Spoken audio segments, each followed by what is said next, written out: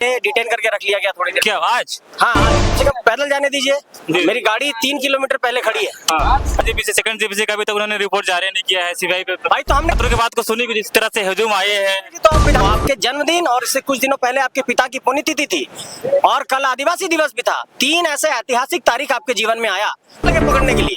फिर हमने कहा कि मुझे छूइएगा मत, मेरे पैदल चलने पर आप रोक नहीं लगा सकते हैं, ये मेरा कॉन्स्टिट्यूशनल राइट है। और हमने पुलिस वाले को कहा कि आप अगर मुझे टच किए तो फिर आपको बताएंगे। डिमांड क्लियर है, अब हमको ईमेल पर कोई डिमांड नहीं डालना है आपको। इस तरह से हजारों की भीड़ में अभी काफी जनसंख्या में लोग आए हुए हैं, तो सरकार को क्या बोलना चाहेंगे? और उसमें ये लिखा हुआ है कि वेलफेयर स्टेट किसको कहते हैं। क्योंकि मैं इतना सारा प्रोटेस्ट कवर किया हूँ और मुझे लगता है कि ये फर्स्ट टाइम ऐसा हुआ है कि छात्र इधर देख रहा हूँ कि छात्र रास्ते में बैठ के रास्ता में बैठ के कुछ नहीं करेगा। पुलिस ने जितनी व्यवस्था हम लोगों के लीकेज को रोकने के लिए किया है, इतनी व्यवस्था पेपर लीकेज के लिए अगर की होती तो आज तो ये दौर नहीं देखने को मिलता झारखंड की सत्ता को। आज पूरे रांची में हर तरफ एक तरीके से ऐसा माहौल बना दिया गया छावनी में तब्दील करके कि परिंदा भी पर नहीं मार सकता है। मुझे नई सराय रोड में हाईकोर्ट से पहले डिटेन करके रख लिया गया थोड़ी देर। क्या आज? हाँ आज। अच्छा। उसके बाद हमने कहा कि मुझे कम से कम पैदल जाने दीजिए। मेरी गाड़ी 3 किलोमीटर पहले खड़ी है।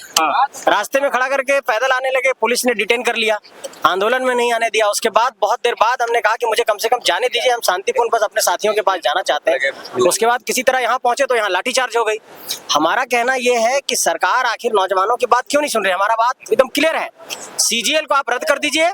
सरकार उसमें टेक्निकल रीजन बता रही है तो सरकार को रास्ता भी बता देता हूं। अमृत यादव बनाम झारखंड सरकार एक केस है, उस केस में हाईकोर्ट ने साफ तौर पर कहा है कि अगर किसी परीक्षा में अनियमितता हुई है, गलतियां हुई है, धांधली हुई है, पेपर लीक हुआ है, सेटिंग गेटिंग हुआ है, तो उस परीक्षा को नियुक्ति प्रक्रिया पूरी होने के बाद भी रद्द किया जा सकता है। तो सीजीएल को रद्द किया जा सकता है, इसमें कोई टेक्निकल रीजन नहीं है, सरकार ठग रही है। दूसरा, इसकी सीबीआई से इंक्वायरी कराइए। सीआईडी तो आपकी पुलिस है, जो पुलिस आज लाठी चला रही है इसी पुलिस के लोग सीआईडी में भी है। लेकिन उनका कहना है कि पहला जेपीसी सेकंड जेपीसी का भी तो उन्होंने रिपोर्ट जारी नहीं किया है सीबीआई पे। भाई तो हमने कहा कि टाइम बाउंड तय करिए, फास्ट ट्रैक कोर्ट बना करके टाइम बाउंड तय करिए। अभी आप कह रहे हैं 90 दिनों में हम रिपोर्ट देंगे, हम आपको कह रहे हैं कि आप जो भी 90 दिन लेना है, 100 दिन लेना है, आप एक टाइम बाउंड तय करिए और उसके बाद तुरंत आप रिपोर्ट लाइए, जांच रिपोर्ट की क्या है। तो ये चीजें करने लायक की जा सकती, बस सरकार दिग्भ्रमित करना चाहती। क्यों? क्योंकि सीजीएल में सरकार के जो चुनिंदा लोग हैं उनके कई लोगों का चयन हुआ है, तो वो चाहते नहीं है कि हम फंसें।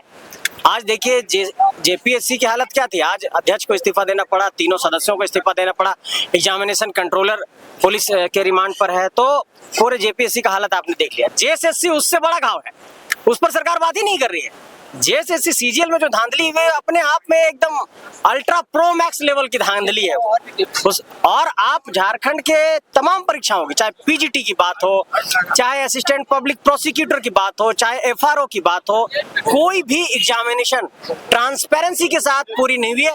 हर एग्जाम में बड़े स्तर पर धांधली हुई है। सरकार को नौजवानों की बातों को सुनना पड़ेगा, उसके अलावा सरकार के पास कोई चारा नहीं है। अब बस हम लोग विधानसभा से 500-600 मीटर दूर हैं।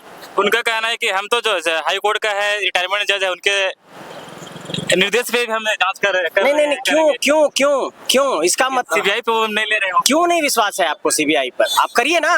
देखिए झारखंड सर, अभी आपको मैं बताता हूँ, एक व्यक्ति रवि कुमार का नाम है, उसका जेपीएससी में सेलेक्ट हुआ है। वो पता है उसकी कहानी क्या है? वो दिल्ली में इंटेलिजेंस ब्यूरो में वो पोस्टेड था और वो सॉल्वर गैंग का एक सदस्य था, लोगों को सॉल्व करवाता था पेपर, जो पढ़ने वाले लिखने वाले स्टूडेंट्स थे। उस व्यक्ति को इंटेलिजेंस ब्यूरो की नौकरी से निलंबित किया गया इस आरोप के बाद, और वो व्यक्ति झारखंड में डिप्टी कलेक्टर बन गया है 11 से 13 जेपीएससी में। और ये उस पर 25,000 का इनाम है। इस तरह के हालात है झारखंड के अंदर। वैसे अधिकारी बनेंगे। कौन है वो? दक्षिणी दिल्ली की कोई एक सेजल शर्मा है, 11 से 13 जेपीएससी में सिलेक्शन हुआ है। मतलब भाई पूर्वी और दक्षिणी दिल्ली का आदमी यहाँ पर क्षेत्रीय और जनजातीय भाषा पढ़ ले रहा है, और हमारे बच्चे झारखंड का इतिहास कम पढ़ते हैं क्या? तो बहुत बड़ी धांधली है इस बार, एकदम complete reform, complete wipe out चाहिए। क्या है सरकार छात्रों की बात को सुनी कि जिस तरह से हजूम आए हैं? तो आप विधानसभा के छत पर चले जाएंगे, दरवाजे पर तो बोलिए भी बात, छत पर जाएंगे, सरकार नौजवान चलाएगा।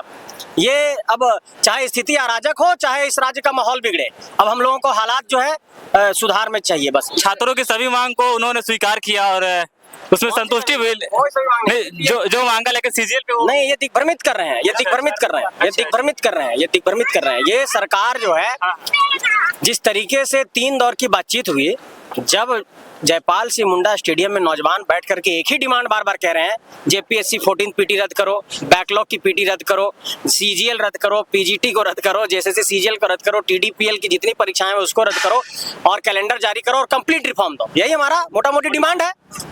अब इस डिमांड पर नौटंकी क्या करने लगे कि हम बुला रहे हैं अपने छात्र संगठनों को, सरकारी छात्र संगठन को, जिसने कभी आवाज नहीं उठाया, ठीक है, और सरकारी छात्र संगठन को बिठा करके वार्ता कर रहे हैं। क्या नौटंकी है ये?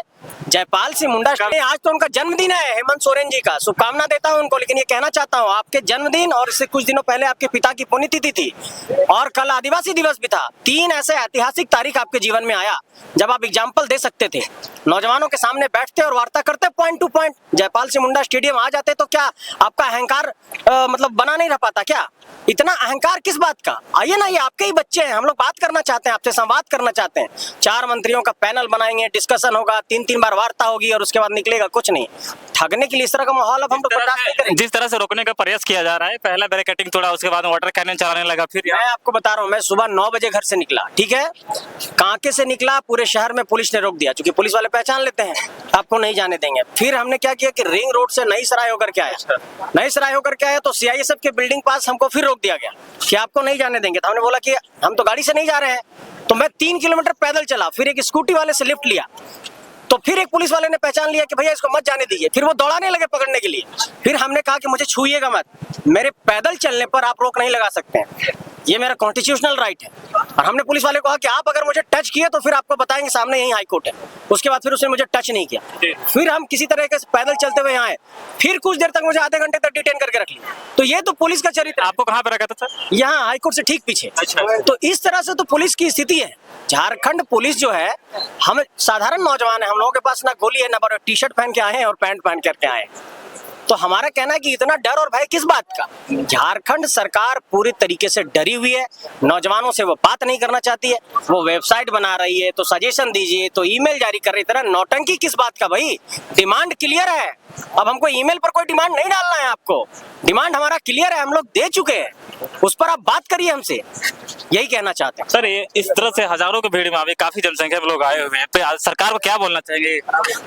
सरकार को यही बोलना चाहेंगे कि ये बिरसा की धरती है और अंबेडकर के संविधान का पन्ना, संदेश देना चाहेंगे कि वही कह रहा हूँ, उनको वही संदेश देना चाहता हूँ कि अंबेडकर के संविधान का पन्ना खोलिए और उसमें ये लिखा हुआ है कि वेलफेयर स्टेट किसको कहते हैं, तो वेलफेयर स्टेट की परिकल्पना को साकार करिए और जो हमारी मांग है उसको पूरी करिए और झारखंड में अराजक माहौल मत बनने दीजिए। ये नौजवान पढ़ने लिखने वाले नौजवान हैं, ये इसलिए परेशान है कि यूपी और हरियाणा से 418 लोग जेपीएससी की पीटी में सेलेक्ट हो गए हैं। ये इसलिए परेशान है कि दूसरे राज्यों से आकर के लोग हमारी नौकरियों को लेकर के जा रहे हैं।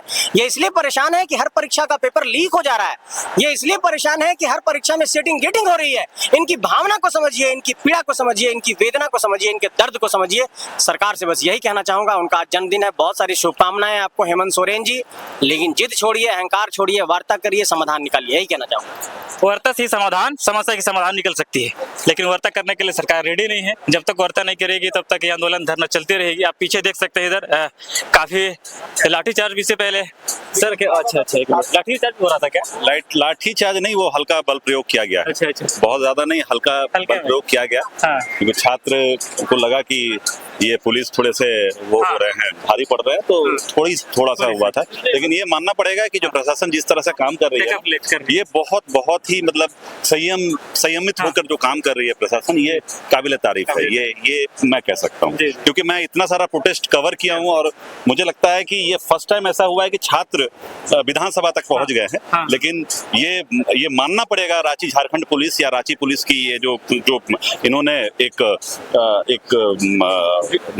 अच्छा से एकदम सेट किया है और एकदम संयम होकर लोग ये कर रहे हैं। ये अच्छी चीज देखने को मिला जी। और एक चीज और मैं कहूंगा, अगर आप मेरे से बात कर रहे हैं, मैं भी देख रहा हूँ कि जो छात्र हैं यहाँ पे, मैं फर्स्ट टाइम ऐसा देख रहा हूँ कि छात्र इतने सौम्य तरीके से अपना प्रदर्शन कर रहे हैं। इसके पहले हमेशा लाठीचार्ज और हमेशा पत्थरबाजी और तमाम चीजें हुई हैं। हाँ, लेकिन ये अच्छी चीज है जो इन लोगों का कहना भी था कि हम लोग शांतिपूर्ण ढंग से हम लोग ये करेंगे तो ये अच्छी चीज। सरकार को क्या बोलना चाहिए सर उसकी बात पे? सरकार से यही कहना चाहूंगा, क्योंकि हम लोग जर्नलिस्ट है। Yes. सरकार भी कोशिश कर ही रही है छात्रों को समझाने की। और मैं कहूंगा कि अगर जो भी डिमांड इनका है, जो जायज डिमांड है, उनको पूरा किया जाए, यही चाहूंगा, ताकि ये भी मुक्त हो जाए, क्योंकि बहुत सारे बहुत दिनों से ये अनशन पे बैठे हुए चल रहे, तो ये मुझे लगता है कि ये ठीक।